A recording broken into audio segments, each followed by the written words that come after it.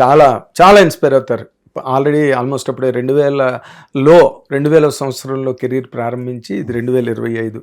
తను లేని సినిమా లేదు, తను చెయ్యని డైరెక్టర్ లేడు, తను చెయ్యని హీరో లేడు. ప్రతి సినిమాలో దాదాపుగా ఏడాదికి యావరేజ్ని తీసుకుంటే ఒక 10 సినిమాలు గ్యారంటీగా ఉంటాయి. తను చేసే పెద్ద పెద్ద ప్రొడక్షన్స్, పెద్ద పెద్ద భారీ ఎత్తు సినిమాలు. ఇంకో పక్కన ఈ మధ్య రోజుల్లో తమిళ్, కన్నడ, హిందీ అసలు హైదరాబాద్లో దొరకడం అన్నదే కంప్లీట్గా అసాధ్యం అయిపోతుంది. నా ఇంటర్వ్యూ కూడా 2 ఏళ్ళగా జరిగే ప్లానింగ్ ఇవాళ ముందు వచ్చింది. ఆ actor, greatest performer Ravuri Ajay ఇప్పుడు మనతో పాటు స్టూడియోలో ఉన్నారు.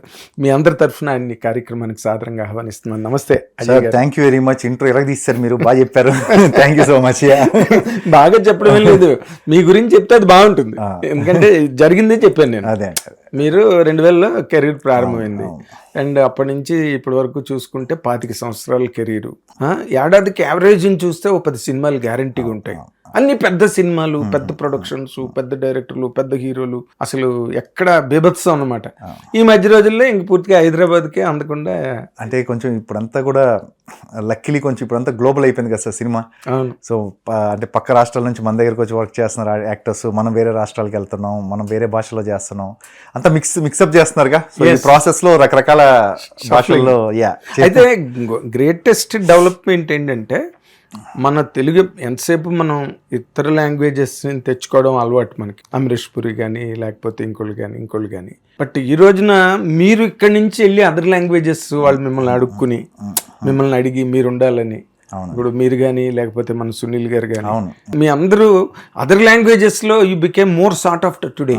అవునండి, అదేనండి. ఇట్స్ ఆల్ బికాస్ ఆఫ్ అంటే ఇదంతా కూడా ఇప్పుడున్న పాన్ ఇండియా దీనివల్ల జరిగిన బాహుబలి అండి. One straight reason is mister Rajamouli గారు బాహుబలి. ఇంకా అంటే ఎలా అంటే ఇంతకుముందు జనరల్ యూజువల్గా నార్త్ నుంచి హీరోయిన్లు వచ్చేవాళ్ళు, ఎక్కువ హీరోయిన్స్ వచ్చేవాళ్ళు, అయితే విలన్స్ వచ్చేవాళ్ళు. అదే చెప్పారు, మన వాళ్ళు ఎప్పుడు అసలు హిందీ ఫిల్మ్స్ కానీ లేకపోతే చాలా తక్కువ. నేను అదే అంటున్నాను, ఒకప్పుడు అంటే మనం ఎంత గ్రో అయ్యామంటే ఒకప్పుడు నార్త్ నుంచి విలన్స్ మాత్రమే వచ్చేవాళ్ళు, ఇప్పుడు నార్త్ హీరోస్ వచ్చి విలన్స్గా చేస్తున్నారు మనకి. యూ టేక్ ద నేమ్స్ అండి, బిగ్గెస్ట్ స్టార్స్ వాళ్ళు, సంజయ్ దత్, మొన్న వచ్చిన ఇమ్రాన్ హష్మి, సైఫ్ అలీ ఖాన్, వీళ్ళందరూ ఒకప్పుడు అంటే మనం చూస్తూ పెరిగిన హీరోలు వాళ్ళంతా. సో వాళ్ళు వచ్చి తెలుగులో సౌత్ ఇండియన్ లాంగ్వేజెస్ లో విలన్స్ గా చేయడం అనేది అంటే I think see the growth. ఎక్కడి నుంచి ఎక్కడికి వెళ్ళాం మనం, మన తెలుగు ఇండస్ట్రీ అనేది తెలుస్తుంది. కరెక్ట్, మీరు చెప్పింది 100% correct. Baahubali is the path breaking. Yes, no doubt అండి. అంటే ఈ ట్రెండ్ కి అవును, అన్బిలీవబుల్. అవతలేమో Prabhas all India level hero, Indian Hercules అయిపోయాడు ప్రభాస్. మీరందరూ అసలు తలో దిక్కుకి ఎగిరిపోయినట్టు మీరందరూ అసలు. అజయ్ ఘోష్ గారు, ఆయన కూడా అవునండి. అందరూ ఇక్కడ ఉన్న అంటే ఒక రెస్పెక్ట్, ఒక గౌరవం. ఇంకా చెప్పాలంటే ఇంతకుముందు మామూలుగా సౌత్ నుంచి వస్తే పెద్ద పట్టించుకునే వాళ్ళు కదా నార్త్లో. ఇది ఫ్యాక్ట్, ఇది చాలా ఏళ్ల క్రితం కూడా జరిగేది. అది ఇప్పుడు అదేం లేదండి, విపరీతమైన రెస్పెక్ట్ ఉంది, ఎదురు చూస్తున్నారు. ఏమైనా వచ్చినా కూడా వాళ్ళ రిసెప్షన్ చాలా బాగుంటుంది, రిసీవింగ్ చాలా బాగుంటుంది, మంచి వాల్యూ పెరిగింది, రెస్పెక్ట్ పెరిగింది. ఇంకంతకన్నా ఏం కావాలండి. ఇక్కడ కథ రచయితలకి, ఇక్కడ కథలకి టెక్నీషియన్స్ కానీ రైటర్స్ కానీ ఎవరన్నా ఫస్ట్ తెలుగు నుంచి వెళ్తే రెడీగా ఉన్నారు బాంబే వాళ్ళు. ముందు అపాయింట్మెంట్లు దొరికిపోతున్నాయి ఫస్ట్ సంగతి. తర్వాత ఎంతవరకు పని అవుతుంది పక్కన పెడితే ముందు వెంటనే పిలిచి కూర్చోబెట్టి మాట్లాడుతున్నారు. కరెక్ట్. అంటే అప్పుడు రోజుల్లో అంటే చిరంజీవి గారు ఎప్పుడు అంటుంటారు, ఆ రోజుల్లో అని అనకూడదు, స్టిల్ వీఆర్ వర్కింగ్ అన్నట్టుగా ఉండాలని చెప్పి ఎప్పుడు చెప్తుంటారు. కానీ ప్రతిబంధు సినిమా ముందు జరిగింది అదేదో ఈవెంట్ కి చిరంజీవి గారు వెళ్తే, అవును ఆయన చెప్పారు కూడా స్టేజ్ మీద. యాక్చువల్లీ పర్టికులర్లీ ప్రెస్ మీట్ వాళ్ళు ఫీల్ అయ్యారు. అవును, అది వీడియో కూడా బాగా వెళ్ళిందండి, బాగా వైరల్ అయింది. ఆయన అంతే ఆ రోజు చాలా అగ్రెసివ్ గా మాట్లాడారు Chiranjeevi garu. See where we are. అక్కడ ఒక ఎన్టీ రామారావు ఫోటో లేదు, నాగేశ్వరరావు ఫోటో లేదు, ఒక రంగారావు ఫోటో లేదు, ఎవరి ఫోటోలు లేదు, ఫీల్ అయ్యి ప్రతిబంధ చేశారు. అవునండి, అవును. ఒకసారి షేక్ అయింది బాలీవుడ్. రైట్, ప్రతిబంధ్కి. రైట్ అండి, అవును. ప్రతిబంధ్, ఆజ్కా గుండరాజు ఆ టైంలో. అవును, అప్పుడే చేశారండి ఆయన. యాక్చువల్లీ పాన్ ఇండియన్ ఫిల్మ్స్ అప్పుడే స్టార్ట్ అయినాయి, ఆయనతోనే స్టార్ట్ యాక్చువల్లీ చిరంజీవి. ఇప్పుడు ఈ 25 సంవత్సరాలు కెరీర్ని కనుక మీరు సమ్మప్ చేసి చెప్పాలంటే మీకు డిసప్పాయింట్మెంట్స్ ఎక్కువ ఉన్నాయా లేదా సాటిస్ఫాక్షన్స్ ఎక్కువ ఉన్నాయా? సార్ నేను చాలా సాటిస్ఫైడ్గా ఉన్నాను సార్ కెరీర్ వైజ్గా. ఎందుకంటే ప్రతి కెరీర్లో అప్స్ అండ్ డౌన్స్ ఉంటాయి. పర్టికులర్లీ ఈ ఇండస్ట్రీలో 25 years ఈ రోజుల్లో ఉండటం అనేది not a joke. Yes unless until your on your toes, ఎక్కడో నువ్వు అప్గ్రేడ్ చేసుకుంటా, నీ యాక్టింగ్ సెట్ ఆఫ్ స్కిల్స్ని చేసుకుంటా, లేకపోతే లేదు. అవును. So I'm very much satisfied with my career. నేను చాలా హ్యాపీగా ఉన్నాను, ప్రశాంతంగా ఉన్నాను. అసలు మీరు ఇంజనీరింగ్ చదవాలని ఏదో ట్రైనింగ్కి వచ్చి ఇక్కడికి అవును అవును సడన్ గా జంప్ చేసి అవును మధు ఫిల్మ్ ఇన్స్టిట్యూట్ గాడ్ దూకి. అవునండి, రకరకాలుగా జరిగింది. యాక్చువల్గా నేను చాలా ప్రొఫెషన్స్ మార్చానండి ఇండస్ట్రీకి రాకముందే. ఫస్ట్ ఎంసెట్ రాశాను, ఒక మార్క్ వచ్చింది, ఒక ర్యాంక్ వచ్చింది. సరే మా ఫాదర్ వెరీ పర్టికులర్గా ఉన్నారనమాట, అంటే ఇంజనీర్ అవ్వాలి మా అబ్బాయి అనేది. ఒకనే కొడుకు, నా సిస్టర్ ఉంది. సరే అని చెప్పి లాంగ్ టర్మ్ జాయిన్ చేశారు. ఫస్ట్ ర్యాంక్ అని ఇంకా వర్స్ట్ ర్యాంక్ వచ్చింది లాంగ్ టర్మ్ చేసిన తర్వాత, సంవత్సరం తర్వాత చదివిన తర్వాత కూడా. సో దాని తర్వాత ఏంటంటే మా లాంగ్ టర్మ్ జరిగేటప్పుడు రోడ్ నెంబర్ 17 ఉంది కానీ జూబ్లీ హిల్స్లో, అక్కడ మా కాలేజ్ ఉండేది. ఆ చుట్టుపక్కల అన్ని షూటింగ్స్ జరుగుతూ ఉండేవి. సో ఇంతకుముందు సినిమాలు పిచ్చి ఉండేది, సినిమాలు అందరికీ ఉంటుంది పిచ్చి, తెగ చూసేవాడిని సినిమాలు.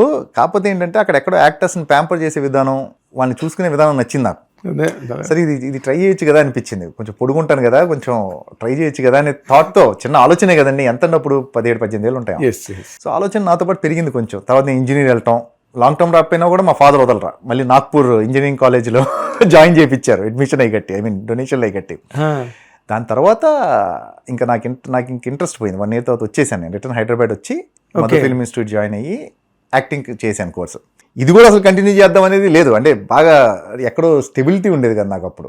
సో ఇది కూడా ఎందుకులే చేద్దాం వద్దా అనే డౌట్లో, సరే ఈసారి మనం ఇది కూడా మానేస్తున్నాం అంటే నెమ్మరని చెప్పి ప్రపంచం మొత్తం కంటిన్యూ చేశాను. బట్ విక్రమార్కుడు వచ్చేంత వరకు కూడా నేను కొంచెం అంటే ప్రొఫెషన్గా తీసుకుందామా లేదా అనే డౌట్లోనే ఉన్నాను నేను. సార్ నాకు పర్టికులర్గా స్ట్రగుల్ అంటే విచిత్రం ఏంటంటే అందరికీ స్టార్టింగ్లో ఉంటుందండి. నాకు పెద్దగా నేను ఎక్కువ స్ట్రగుల్ పడలేదు సార్, మీతో వెరీ ఆనెస్ట్గా చెప్తున్నాను నేను. పెద్ద స్ట్రగుల్ ఏం లేదు సార్. నేను 2000లో ఎప్పుడైతే 99-2000 ఇన్స్టిట్యూట్ చేశాను, నాకు కవర్ రోడ్ వచ్చింది, వెంటనే ఖుషి. కవర్ రోడ్లో చేయడం నాకు అవును, మీ ఇందాకే చెప్పారు, మీరు ఇప్పుడే చెప్పారు పిఆర్ఓ మీరే చేశారని చెప్పి. చూడండి అంటే స్ట్రగుల్ అంటే ఎలా ఉంటుందంటే అండి, నేను కొంచెం ఎర్లీ ఏజ్గా అంటే 20కే వచ్చేయటం వల్ల నాకు 5-6-7 years కంగారు లేదు. కంగారు బెటర్ ఎవరు తక్కువ చిన్న ఏజ్లో వచ్చినప్పుడు 20కి మీకు 4-5 years స్ట్రగుల్ ఉన్నా కూడా క్వశ్చన్ ఉంటుంది, చిన్న బఫర్ ఉంటుంది, ఒక 5-6 ఏళ్ళు. సో దాంతో ఏంటంటే నేను 25-26 వచ్చేట నా విక్రమార్కుడు వచ్చింది. సో దట్ వాజ్ అంటే రైట్ టైం యాక్చువల్లీ. సో ఆ రకంగా స్ట్రగుల్ పడలేదండి. కాకపోతే విక్రమార్కుడు తర్వాత నేను హీరోగా చేశాను సినిమాలు కొన్ని. దాని తర్వాత అంటే క్యారెక్టర్ చేస్తాను లేదని చెప్పి క్యాప్లు వచ్చాయి, అలాంటి చిన్నవి తప్పితే పెద్ద. మీరు హీరో చేద్దామని మీరు అనుకున్నారా, లేకపోతే నిర్మాతలు అనుకున్నారా, డైరెక్టర్లు అనుకున్నారా? లేదండి, కన్నన్ అని చెప్పి విక్రమార్కుడు చేశాడు, అసోసియేట్గా చేశాడు, రైటింగ్ డిపార్ట్మెంట్లో చేశాడు. అతను విక్రమార్కుడు తర్వాత సారాయి వీర్రాజు అనే కథ చెప్తే నాకు నచ్చింది. సో అలానే ప్రొడ్యూసర్ కూడా దొరికారు, మ్యూచువల్గా స్టార్ట్ అయింది ఫిలిం. అంతే సార్. ఇక అడిగారు కదా, ఇంకా మనం ఎందుకు చేయకూడదు. ఇప్పుడు ఒకటి ప్లానింగ్, అంత విపరీతమైన ప్లానింగ్ ఉంటే ఇండస్ట్రీకే రారండి కదా. సో నేను అనేది ఏంటంటే మనకు అవకాశం వచ్చినప్పుడు ట్రై చేయాలి, లేకపోతే అదే మనం ట్రై చేయలేదే అనేది ఉంటుంది ఎక్కడో back of the mind life long. 100%. So ఖచ్చితంగా ట్రై చేయాలని ట్రై చేశాను నేను. సో దాని తర్వాత ఏమైందంటే క్యారెక్టర్లు చేస్తాడో లేదో, చిన్న అవుతాయి కొన్ని, అలా క్యాప్ వచ్చి మళ్ళీ మొదటి నుంచి స్టార్ట్ అయ్యే పరిస్థితి వచ్చింది ఆల్మోస్ట్.